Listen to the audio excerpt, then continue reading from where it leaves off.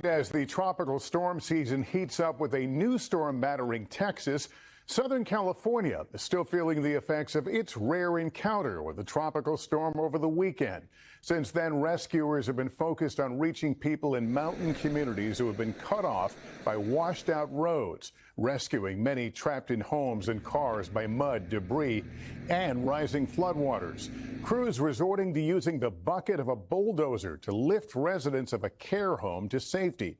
Tropical storm Hilary barreled through the region, dumping record amounts of rain. Idaho and Montana, along with Oregon and Nevada, all broke rainfall records. Nevada measuring over 9 inches. And now tonight, parts of South Texas getting drenching rains after Tropical Storm Harold came ashore today on South Padre Island. And there is brewing trouble in the Caribbean tonight as well. Aaron McLaughlin has the very latest. Tonight, Tropical Storm Harold makes landfall in southern Texas, bringing heavy wind and rain. As some in Southern California are digging themselves out of the mess Tropical Storm Hilary left behind. After record rainfall flooded streets and blanketed entire communities in sludge. Sad that we have to go through all of this. The round-the-clock cleanup continues.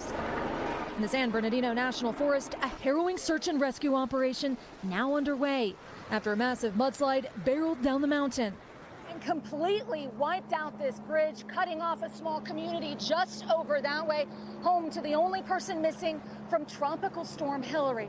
That community now covered in mud. A source tells NBC News the search for the missing woman now underway. Scariest thing my whole life. Up the road, resident Stephanie Noyes and her dogs were rescued today after being stranded for more than 48 hours. How'd you get the word out that you needed help? I found out earlier. I went out to the river out there and had a white towel, and when the helicopter came over, I started going like that, and I guess they came back and told them that there was somebody to rescue. Meanwhile, near Palm Springs, relief. Thank God. We stay boss.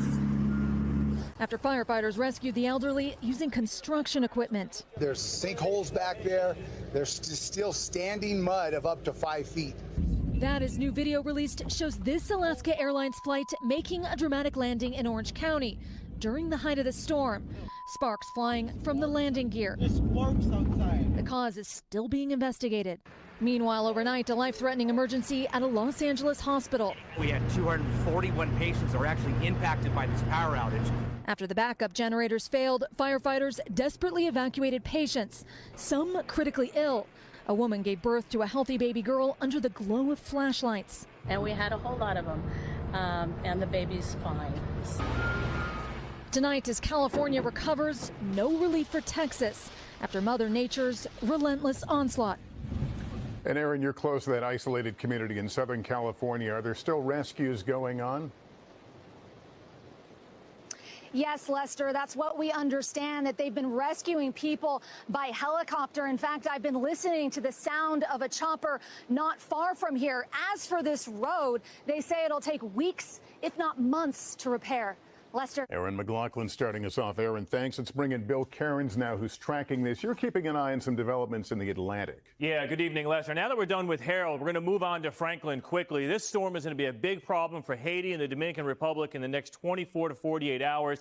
It's not a powerful storm. It doesn't have a lot of strong winds, but it's a slow-moving storm that's going to move over really tall mountains, and that's a recipe for disaster. We could see up to 15 inches of rain in isolated cases. So that's the story tomorrow. Everyone wants to know, though, what happens after Franklin leaves the Dominican Republic. Well, it kind of lingers here in between Bermuda and Bahamas and off the East Coast. Hurricane Center has it becoming a Category 1 hurricane by the time we get to Sunday. Our long-term computer models make it an even stronger storm, but safely off the East Coast early next week. But close enough, we have to keep an eye on this one. We'll be watching. Bill, thanks very much.